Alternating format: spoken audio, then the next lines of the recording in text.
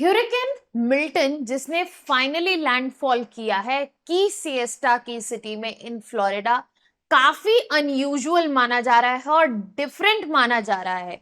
आज हम इस सेशन में बात करने वाले हैं कि आखिर ह्यूरिकेन मिल्टन में अनयूजुअल या डिफरेंट क्या था, और उसके साथ ये भी डिस्कस करेंगे कि ह्यूरिकेन और टाइफून्स में डिफरेंस क्या होता है। Hello students, welcome to Chahal Academy. My name is Shubhangi Singh and today we are going to talk about Hurricane Milton, hurricane, their formation and difference between hurricane and tornadoes. अब यहाँ पर अगर हम बात करें तो ऐसा कहा जा रहा है as per the researchers and scientists कि जो hurricane मिल्टन है वो एक unusual hurricane है but unexpected नहीं रहा है। फाइनली ह्यूरिकेन मिल्टन जो है after many casualties and quite destruction in infrastructure finally थोड़ा वीकन हुआ है और ग्रेजुअली मूव कर गया है टुवर्ड्स नॉर्थ अटलांटिक ओशन। अब ये जो फाइनल वर्ड आया है कि फाइनली ये मूव ऑफ कर गया और वीक हो गया है, वो आया है यूएस गवर्नमेंट एजेंसी के द्वारा। और अब हम इस बारे में बात करेंगे कि कैसे ह्यूरिकेन मिल्टन जो है वो एक अनयूजुअल ह्यूरिकेन है।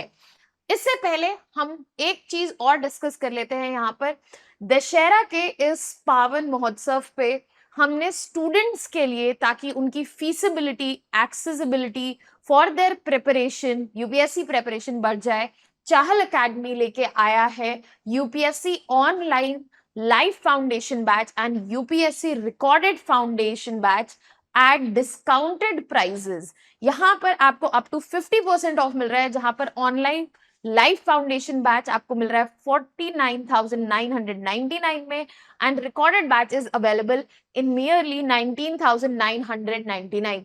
To avail this offer, the students can use the description box link and यहाँ पर ये कोड यूज करके आप डिस्काउंट जो है अवेल कर सकते हैं। यहां से हम आगे बढ़ते हैं अपने टॉपिक की तरफ, जहां पर हम बात कर रहे थे ह्यूरिकेन मिल्टन के बारे में, जिसने फाइनली लैंडफॉल किया है इन द सिएस्टा की सिटी, जो कि फ्लोरिडा में है, जिसकी वजह से काफी intense rainfall, flooding, tornadoes, storm surge और स्ट्रॉन्ग विंड इस एरिया में देखी गई है। फाइनली ये वीकेंड होके मूव कर गया है towards north Atlantic ocean, but यहाँ पर it becomes important for us to understand कि इस ह्यूरिकेन ने किस जगह से मूवमेंट किया। तो यहाँ पे जो इफेक्ट वाला एरिया आप देख सकते हैं वो फ्लोरिडा है, यहाँ पे की सिएस्टा सिटी है, वहां पे इफेक्ट देखने को मिला है। और इंटेंसिटी ऑफ द ह्यूरिकेन जो थी वो काफी ज्यादा थी, उसके बारे में भी हम इन डिटेल डिस्कशन करने वाले हैं आगे। बट यहाँ पे समझ लेते हैं कि कैजुअलिटीज और डिस्ट्रक्शन जो है इस ह्यूरिकेन से कितना हुआ है। यहाँ पर 12 फैटलिटीज देखी गई हैं, जो कि मेनली ईस्टर्न फ्लोरिडा में थी। इसके अलावा सिग्निफिकेंट डिस्ट्रक्शन देखे गया है घरों पे। उसके अलावा ऑलमोस्ट 3 मिलियन कंज्यूमर्स को पावर आउटेज देखने को मिला, कि पावर जो थी परमानेंटली बंद हो गई थी, पावर आउटेज देखने को मिला। साथ ही साथ रूफ जो थी बेसबॉल स्टेडियम की वो डिस्ट्रॉय हो गई। और सेंट पीटर्सबर्ग ने रिसीव की 45 सेंटीमीटर ऑफ रेन, जो कि एक रेयर इवेंट है, 1 in 1000 ईयर रेनफॉल इवेंट है उस एरिया के लिए। ये एक अनयूजुअलिटी हमने देखी है इस पर्टिकुलर ह्यूरिकेन में, बट ये सिर्फ एकमात्र अनयूजुअलिटी नहीं है, इसके साथ और भी अनयूजुअल चीजें हैं जो इस पर्टिकुलर ह्यूरिकेन को थोड़ा सा अलग बनाती हैं, अनयूजुअल बनाती हैं। ह्यूरिकेन मिल्टन की अगर हम बात करें तो ये इंटेंसिफाई काफी तेज हुआ था।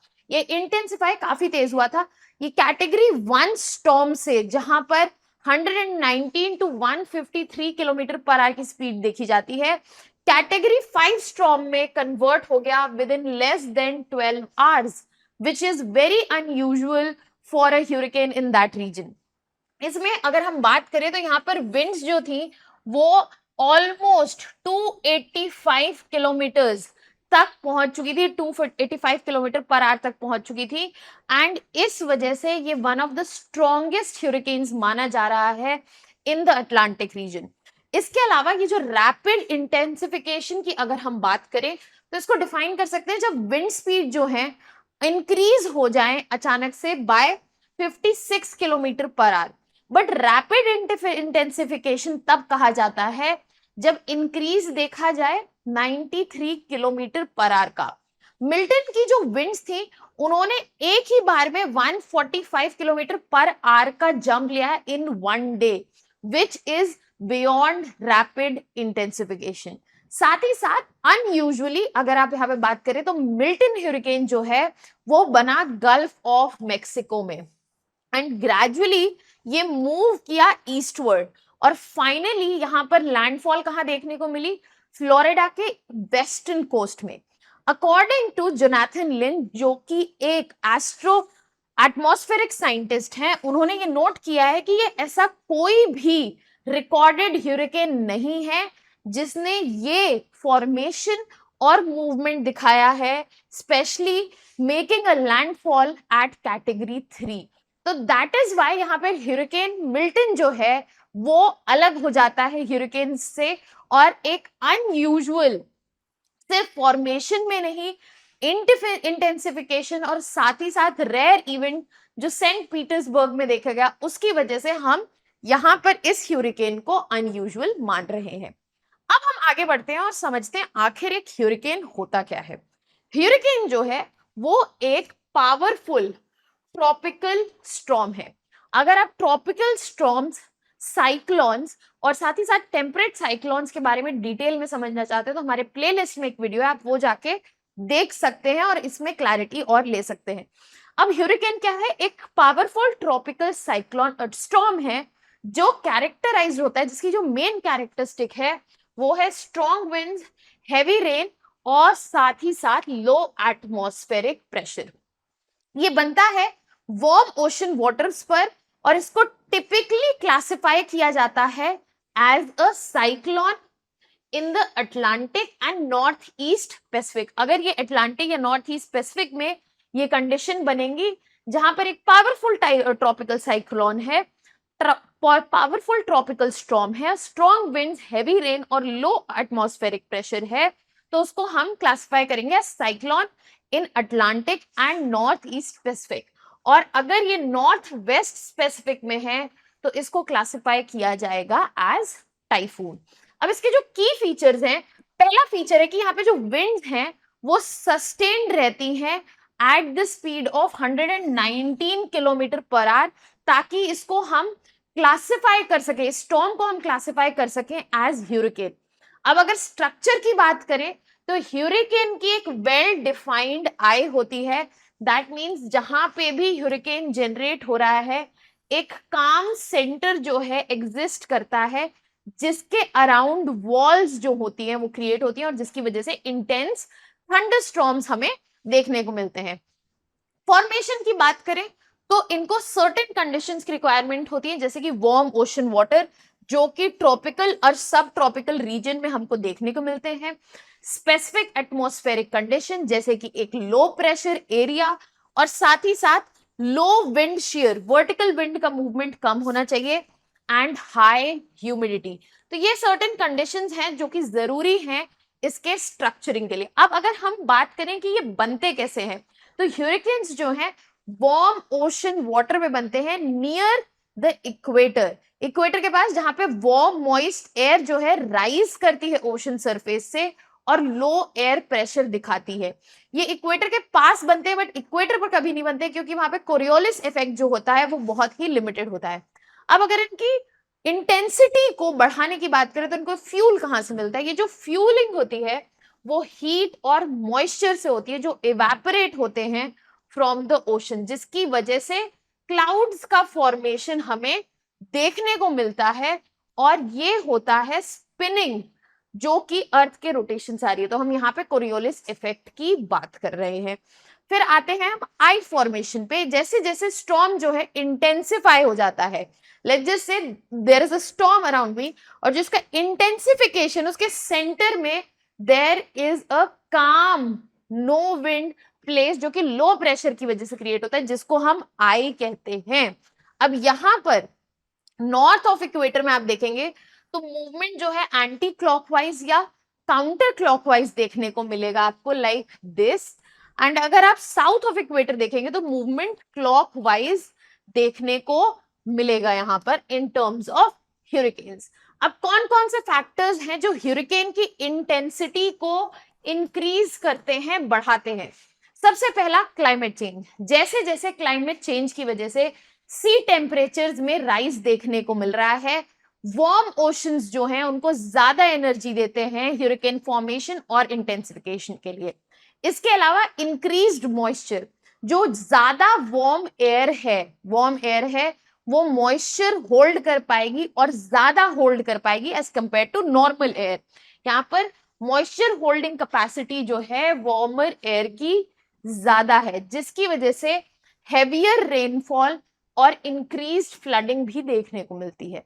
साथ ही साथ ह्यूमन एक्टिविटीज, एंथ्रोपोजेनिक एक्टिविटीज, जैसे कि increased green house gas emissions और अर्बनाइजेशन जो है वो भी कंट्रीब्यूट कर रहे हैं। जैसे जैसे एमिशंस फ्रॉम फॉसिल फ्यूल्स बढ़ रहा है, डिफॉरेस्टेशन बढ़ रहा है, उसकी वजह से global warming and climate change effect होता है, जिसकी वजह से स्टॉर्मिंग पैटर्न्स पे हमें चेंजेस देखने को मिले हैं। और इसका एक अनयूजुअल एग्जाम्पल जो कि आप केस स्टडी में यूज कर सकते हैं वो हो सकता है hurricane Milton. Other than that, urbanisation की आप बात करें तो जो सबसे ज्यादा अर्बन डेवलपमेंट कोस्ट में देखा जा रहा है, उसकी वजह से इन स्टॉर्म सर्जेस और फ्लडिंग का जो वल्नरेबिलिटी है वो इन एरियाज में भी बढ़ रहा है।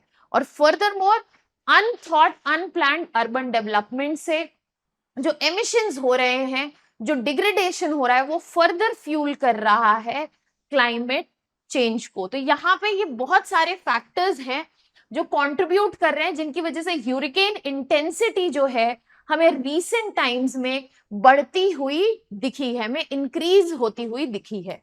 अब आ जाते हैं और डिस्कस करते हैं डिफरेंस क्या है ह्यूरिकेन्स और टॉर्नेडोज में।